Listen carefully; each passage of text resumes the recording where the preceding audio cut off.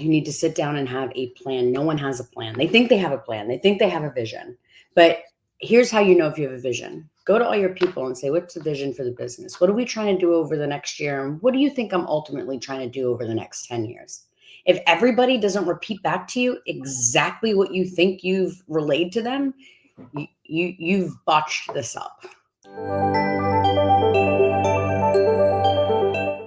Hello, everyone, and welcome back to another episode of the Process Lab, the show where we talk about automation, scaling, and growth through better process management and operations management. Today, we're thrilled to have Emma Rainville with us. Emma, welcome to the show. Thank you so much for having me. Emma, we have the honor of hosting Emma, who's an industry titan known as the Wizard of Ops, a title that was fittingly coined by Perry Belcher. Emma's impact on operations and growth strategy is unparalleled. She's the force behind several successful ventures, including Shockwave Solutions, Seismic Wave Support, Tidal Wave Media, and Aftershock Coaching, each driving innovation in their own right. Her best-selling book, Scope, is a go-to resource for leaders aiming to streamline and scale with purpose and precision. And with that, being the Wizard of Ops, that's a pretty awesome name. I think that fits right in with the stuff we normally talk about. So I'd love to just ask broadly, what is your relationship with ops and ops management? And just give us kind of an opening, like where does this title come from? How does that manifest through your career? Sure. So oddly enough, I've tried for years and years to do anything but operations.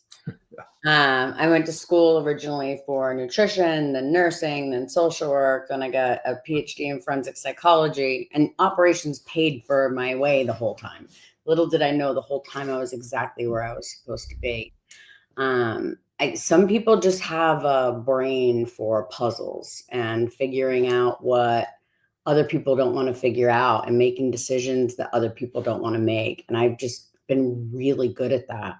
And so I'm a very chaos person until there's chaos around me. I'll create it if there's none around me, because I absolutely love to create calm out of complete insanity.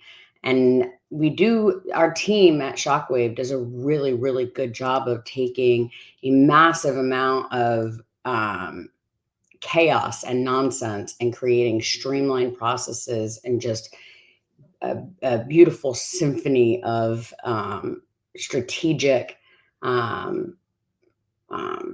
processes. So, yeah. Great. Well, I have a ton of questions, but actually before I jump in, I do not want to forget to ask the earthquake theme that I'm detecting in your various business endeavors. Could you give the audience just a little background on where the earthquake motif is coming from? You're the first person that's ever asked that question. Really? Yes. The very first person that's ever asked. So Shockwave was actually named by a guy named Julian Reyes. He's a brilliant marketer, brilliant copywriter, owns multiple businesses within direct response. And he has always said that, like, when I walk in, I'm an earthquake. I shake everything up. And then there's some aftershocks. And then afterwards, everything's rebuilt in absolute beauty and perfection. And so we just kind of ran with that theme when we were naming our businesses. It was just kind of fun, I think. So, yeah. Okay, cool. So it's after your nickname. You're the earthquake here. Yeah. Yeah, pretty much. Pretty much. I like it. I like what it implies, like you said, for operating model transformation.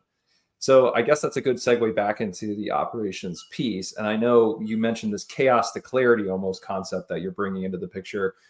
And along that line, I always like to ask, what is operations to you? Operations, like the term process to me, is a very broad container, right?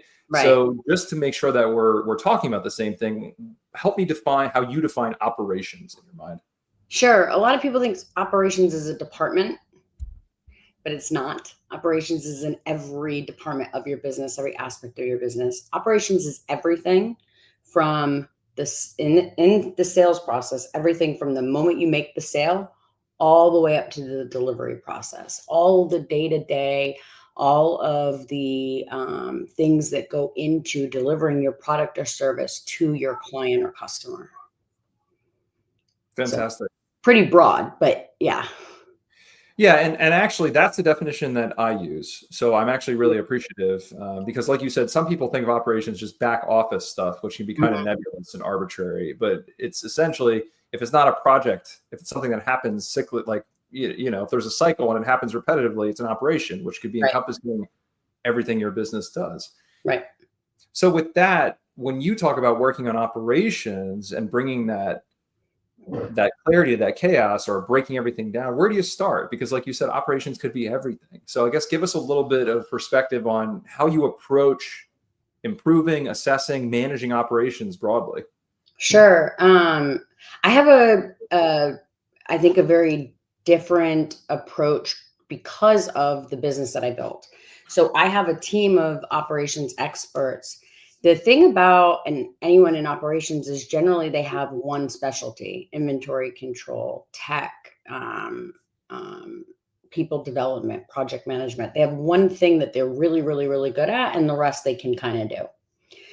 And so at Shockwave, we built a team of operators. Each person has their own specialty within the business side of everything. So I've got a data and marketing guy, I've got a tech guy, I've got a project management guy, I've got a customer service girl. So we all have a different component. And so the very first thing that we do is we audit the entire business, from finance to customer service to your merchant accounts, like everything. And we just look at where you're at. And one of the things that we're looking for is efficiency in spending, but we're also looking for efficiency in time spent. And that's probably my number one, is time spent. A lot of times people will throw people instead of creating a process at a problem. And so we just literally take each bucket and we review each one. Where are your SOPs? We read through the SOPs. Sometimes it takes somebody on the outside to look at it and say, why are you doing these 5 steps when it can be done in 2? And so we take our time over about 4 weeks and we start literally granularly at every single thing that every single person in the business is doing, and how it all ties in together and how the communications are between the departments. We can oftentimes find massive efficiencies in any company just by doing that. Yeah. So that's fascinating. And again, every question is like a million more questions, but what's the client then, your ideal client for that? Because it sounds like you look at everything, which I think is great, that holistic view. But is the client problem just the general, our operating model seems to be too costly? Or what's the problem you're connecting for a total business review? Because that seems so comprehensive. Right. And our clients generally are, 2 million plus in direct response or e-commerce. That seems very, very vague because you have coaches, you have supplements, you have gadgets, you have, a million different products there, but they all function the same exact way. And so it's really, if you're in direct response or e-commerce, we can come in and dive in. That's what's so great about what we do and how we do it. Operations is operations. If you know how to sell something, I know how to make it profitable. If you can sell at volume and you can sell at scale, I can make that profitable for you. Okay. And then what does the discovery process look like on something like that? So when you start with a new client and you're mapping out all of their, like you said, it's everything, right? What does that process look like? Another really good question. I love this because I can tell you're an operator because no one ever asked me these things. So we work with visionary entrepreneurs who have no idea what's going on in their business on the back end. They believe that they do, but they really do not. And so what we've created is a list of forms that they fill out. Who is responsible for each thing? Who's responsible for HR? Who's responsible for manufacturing? Who's responsible for fulfillment? And then we reach out to that person directly. Oftentimes it's 3 people in charge of everything, which is also part of the problem. Yeah. Right.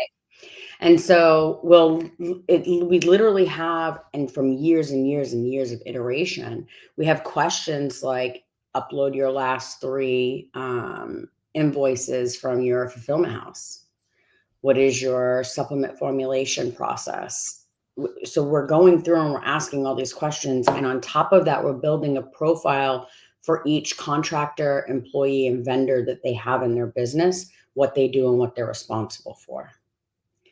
And so collecting the information, which is often the hardest part. We've simplified massively by creating those forms where they can just literally, because it's a massive amount of information, so they can literally just do a little bit at a time, a little bit each day that we can take and compile into a whole, and then figure out what's missing based upon what we have in front of us. What questions do we have and how the company works based upon what we're looking at? We can generally figure it out.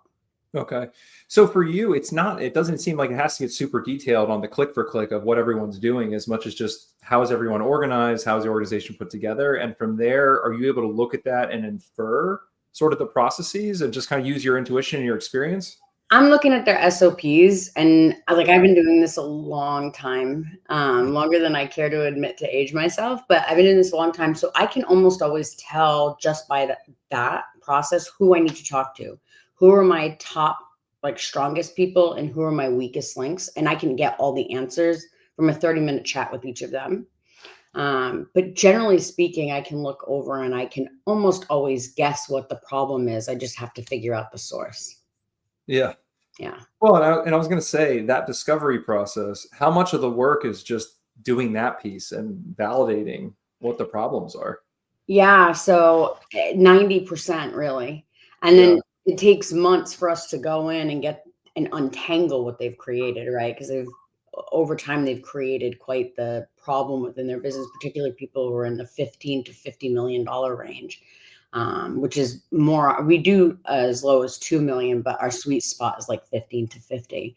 And our goal is to scale everybody to 100. So we have to untangle everything that they've done and then rebuild it without losing revenue or profitability at the same time. And that's the balance. But 90% of the work goes into that first 4 to 6 weeks when we're figuring out what the problem is, and then creating the first thing we do is a foundational framework.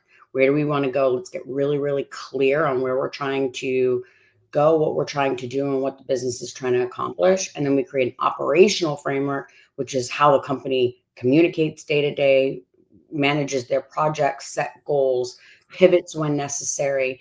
And from there, it's just untangling, implementing without hurting the overall revenue and current profitability of the company while adding to it. Got it. And that's where we could probably have 1,000 hours of podcast and where all the Right. magic happens, right? The transition period that you're talking about. Right. But as far as people who are interested in the kind of work you're doing, do you find then it really, do the clients that you engage with, they come with you a specific problem, or is it mostly they know you're going to come in and once you see everything, you're going to know what to do kind of thing? No one comes to me because they want a healthy business. They come to me because they're in pain. Yeah. No one thinks operations is important until they're in trouble. And generally that looks like, hey, I'm doing 8 million in revenue, but I don't know what's happening to the money because I'm paying out money every month. Or my merchant accounts are threatening to shut me down. Or they sold a bunch of products that they didn't have inventory for and no one knew.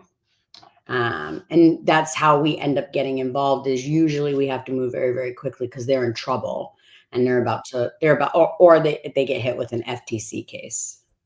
Okay. Attorney General, something like that. So at that point, they're just looking for you for guidance. They're going to take whatever pill you give them, basically.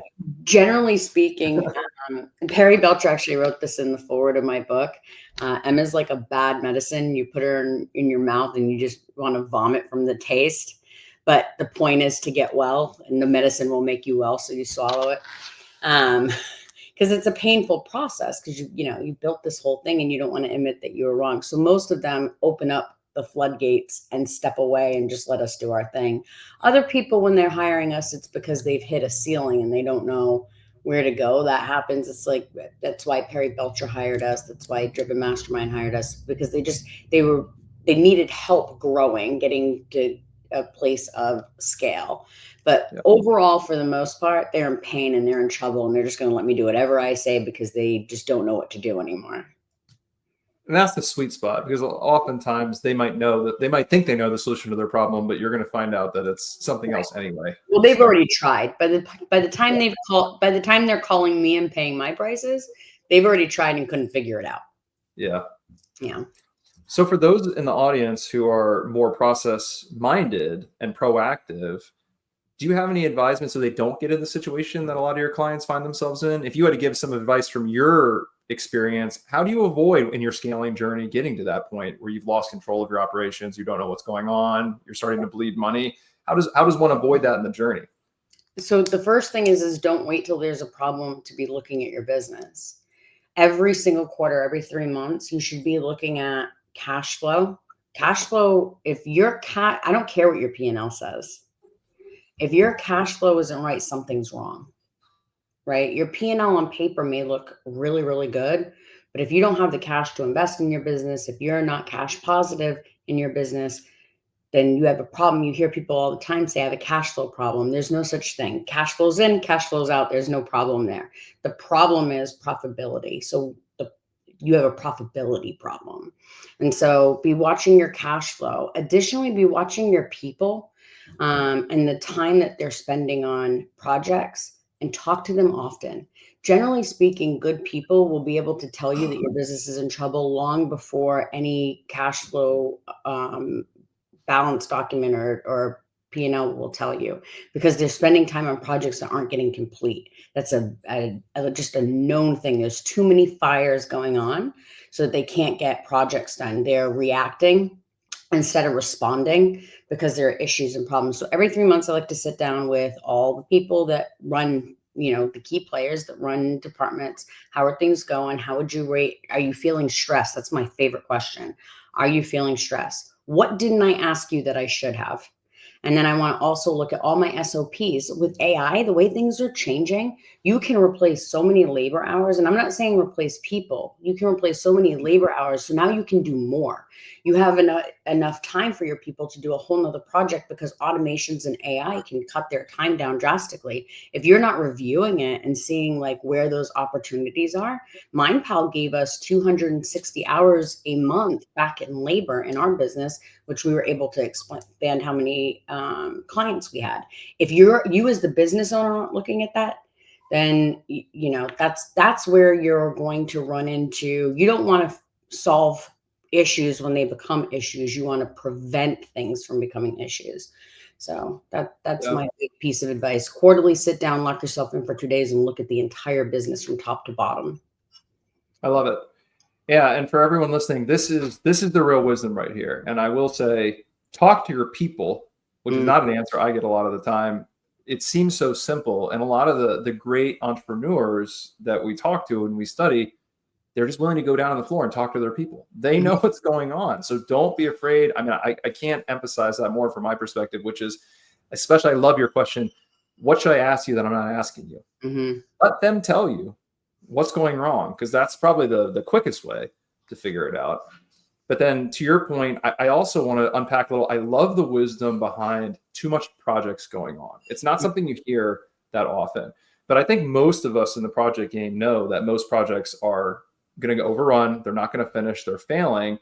So my question to you is, you find out that a lot of people are engaged in nonsensical projects. The portfolio is not well organized. This is probably pretty common. What do you do with that? Do you start killing projects? Like, what's your recommendation when you see people spending too much of their capacity on project work? It's actually really, really, really easy. It's the easiest answer in the world. You need to sit down and have a plan. No one has a plan. They think they have a plan. They think they have a vision. But here's how you know if you have a vision. Go to all your people and say, what's the vision for the business? What are we trying to do over the next year? And what do you think I'm ultimately trying to do over the next 10 years? If everybody doesn't repeat back to you exactly what you think you've relayed to them, you've botched this up and you need to go back. And so you just sit down and go through, where do I want to be in 10 years? Just write a paragraph. It doesn't have to be detailed with milestones. I want to be selling 13 products in the health space with a full executive team doing 10 million a year, helping 1 million new moms with their overall health, whatever it is, right? And then over the next year, what are the goals that we're trying to accomplish? What are we committed to getting done? And then stick to that. Don't pivot. If you need to pivot because something in the market changes or because AI stepped in and your whole business strategy changed, that's okay. But that should be sat down and thought through, not in a meeting in the morning. You know what? Just forget that project and let's move elsewhere. You need to have set goals. And when you have set goals for the year, you break those down every quarter. You sit down, you make a quarterly plan for the quarter. These are the goals that we're going to accomplish. These are the things that we're committed to. And we're not going to be, squirrel. And that's the hard part, because you feel as an entrepreneur that you have so much opportunity lost because your team is too busy on these projects and they can't, add more, and there's not enough capacity. But the real opportunity loss comes from not having a plan or pivoting from plans, because how many things could you have gotten done in that time frame? It's probably quite a bit. Yeah. Yeah. And it's so funny. Again, it's the simple stuff. Have a plan. I don't think anyone would argue to a certain extent that that's not a good idea. But then so many plans get made and lost, and then it just turns into chaos, right? Right. Why do you think they that argue? most people... I have a plan. Everybody knows the plan. Everybody tells me that. Everybody's not one time in the history of Shockwave, 5 years, many, many, many clients. Not one time have we gone in and gotten all of the key employees to tell us what that vision or what that plan or what those goals are. Not one time. Yeah. And do you find that's mostly a lack of plan, or more so just lack of transparency? Just people aren't communicating the plan to people? Or I guess it's probably a combination of both, but I'm interested to see what you're seeing in the field. Yeah. So I think it's both. I think number one, people think that they have a plan because they never really sat down and wrote it down. Yeah. Because they never took the time to write out their vision, write out their focus, write out their values, and write out an execution plan on how to get there, because they never wrote it down. They just kind of have this thing in their head. And then they think that when they've described it to their people, they've painted this beautiful, like the Sistine Chapel, right? Like this beautiful work of art, roadmap of perfection. And meanwhile, it's a bunch of paint that's been thrown on the wall and nobody knows what the hell it's supposed to be, right? Yeah. So it's, if you can tell me your vision, that's great. Show me on paper where you've written it down. We have ours. I actually have them on posters all over my walls. We have ours, and they're written out, and all of our employees have them as well. So there is no question about where we are trying to go. They know what we're trying to accomplish this year and what we're targeting in the future as well. Got it. And just to close the overall thought on operations, you're saying if there's no plan, people are working on projects all over the place, they're not aligned, you just tell them to stop? What's the play? It really depends on the business, right? Like sometimes it's I go to the visionary and say, here's what we need to do. We either need to cut this, this, and this, or you need to give me this in resources so I can get this done. Most of the time they cut the projects because they don't want to fuck over the money. Yeah.